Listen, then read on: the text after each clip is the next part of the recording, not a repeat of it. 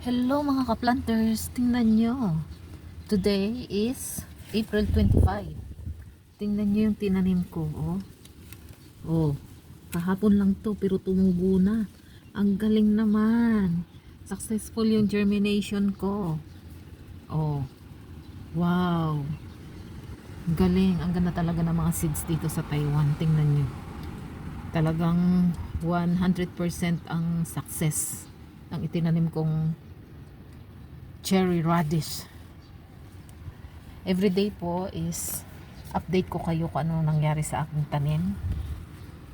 Ito ay lalagyan lang po natin ng spray pa po natin ito. Ito kasi parang hindi pa tumubo yung iba. Mayroong kunting tumubo doon. Parang wala. Ito talaga yung success, oh. Oh, di ba? Tumubo na siya mga ka-planters. Ang galing naman. Dahil ito wala pang tumubo at saka mukhang mas wet ang lupa nito kaysa dito. Okay, spray pa po natin to. Baka bukas tumubo po.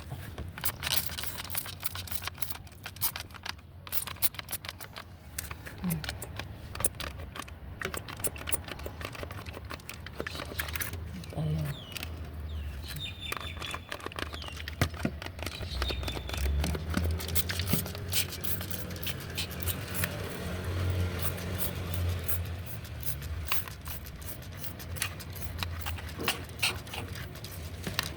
Ayan.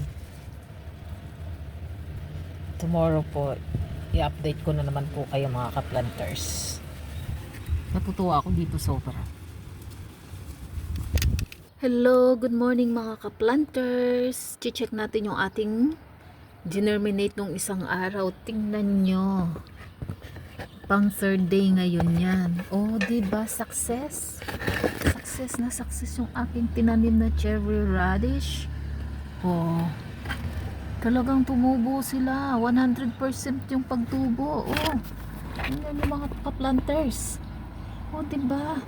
Ang galing.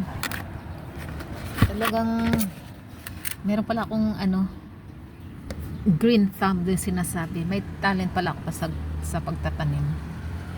Kaya siguro plano ko na tong tanggalin. Wala rin naman tong naibibigay na may pakinabang naman siya sa mata. Maganda naman siya tingnan sa mata. Pero mas gusto ko tong hindi na masyadong aalisin ko na to. Papalitan ko na siya ng mga gulay. Ayan, papalitan ko na to ng mga gulay. Yung naitanim ko na yon, ito ililipat ko siya dito. Okay? Putulin natin to. Ayaw ko na to.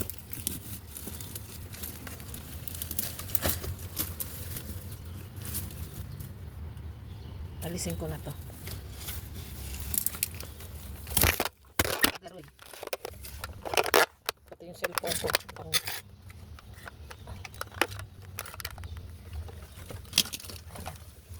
Putulin ko na to dito. Tatanaman ko yun ng diba? Wala na namang may kwenta naman siya dahil halaman siya, pero mas gusto ko yung makakain.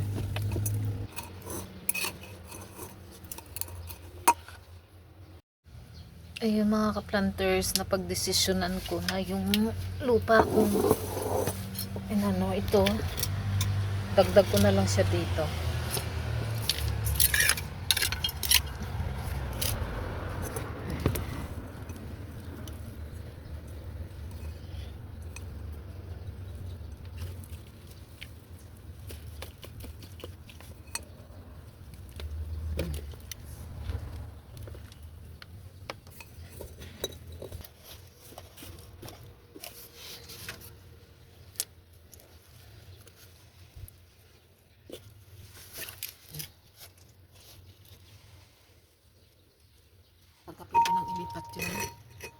Pagka pwede nang ilipat yan, dito ko na ilalagay. Inalbo ko na. Papalitan ko na to ng kamatis. Matanggal. Ano ko to. O yun.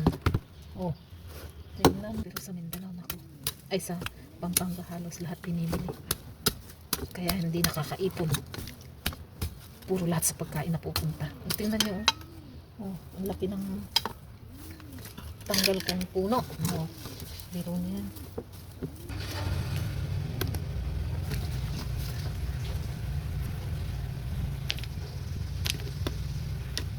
Hindi ko yata maiitan ng mga bato. O diba? Nakuha ko na yung ano.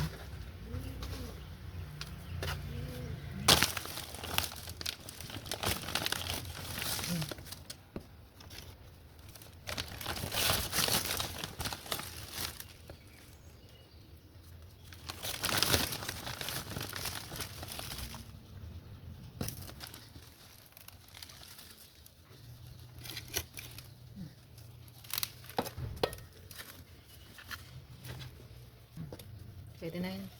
Ito, papakita ko sa inyo yung basil ko. Tingnan nyo. Nakita nyo yun? Ang labong-labong ng ano ko, basil. O, anong nilalagay ko? Yung mga pinagbalatan ng mga takwan. Yan, nilalagay ko lang dyan. Pinapabulok ko lang. Tapos yung mga eggshells. O, mga shells ng itlog. Tapos yung pinagsalaan ng giniling na kape. Yung mga coffee bean. Yan, nilalagay ko dyan. Kaya ganyan ka lusog yung aking yung basil. Sobrang lusog niya. Oh, meron na, matanda na nga lang to, kailangan ko na siyang palitan pero laki talaga ng puno niya dahil malusog yung kanyang lupa. Nilalagay ko yung mga nagbubulok, yung mga pinagbulatan ng kamat, ng saging, pakwan, basta kahit anong prutas, diyan ko siya nilalagay.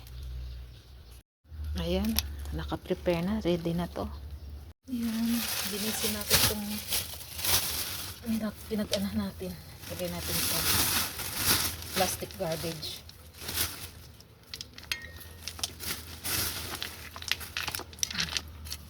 Mamaya na tatabi ko yung mga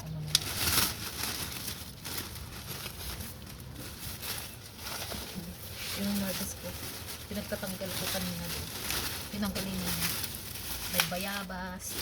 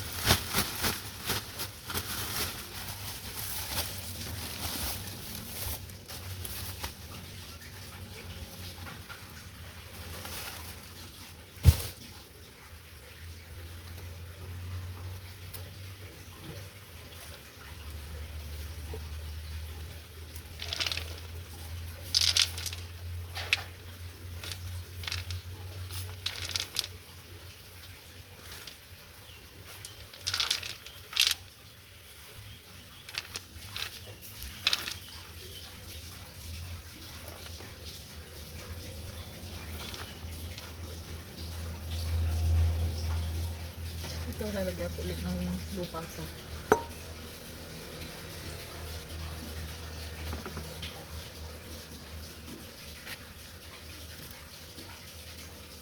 dito ko ilalagay yung mga bato. Pwede natin yung mga bato dito.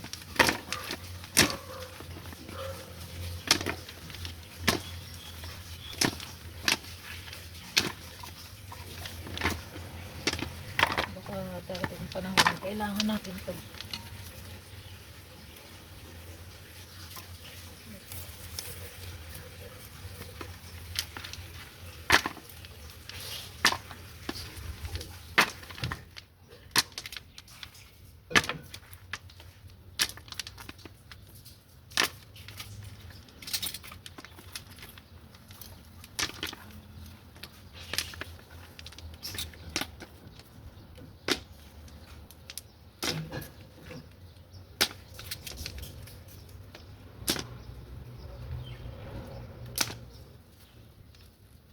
Ito na mga ka-planters, pangalawang preparation ko na ito ng lupa.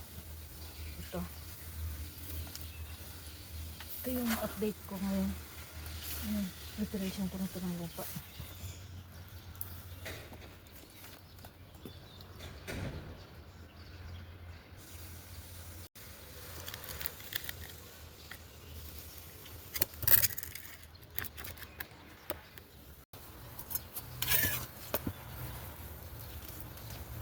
Kung nakikita nyo po, yung lupa ko is maraming mga eggshells. Ayan o. Dahil yung mga eggshells, pinagamitan ko ng itlog. Dito ko lahat nilalagay sa mga halaman ko. Puno siya ng eggshells. Kaya, tingnan nyo yung lupa. Maitim na maitim. Sobrang sobrang healthy ng lupa.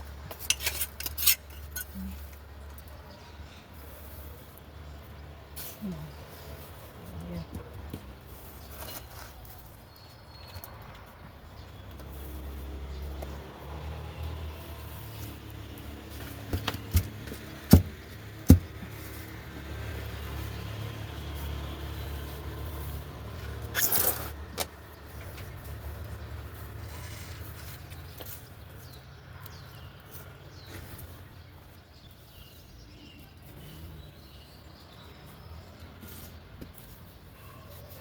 May mga gasgas na ako, oh.